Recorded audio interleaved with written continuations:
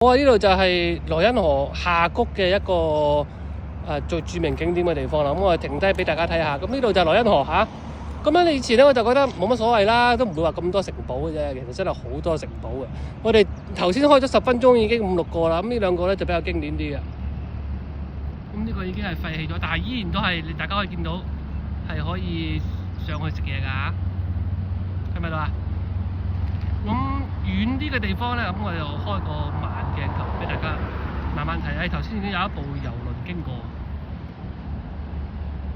咁如果你係坐郵輪咧，就唔好睇到好似開得好慢咁啊，即一陣間就過咗㗎啦。你冇辦法停低睇到啲乜嘢精彩，更加唔可以上岸啊！咁嗰度又有一個城堡啊，咁我拉唔到再近啦。咁啊嚟呢度大概1公里到啦。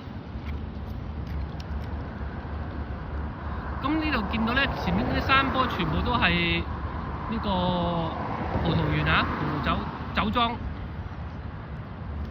一路咁樣上去都係。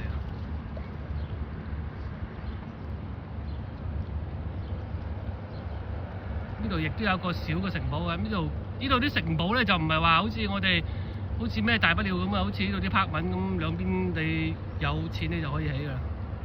咁啊，梗係唔係而家啦嚇，好多年之前啦。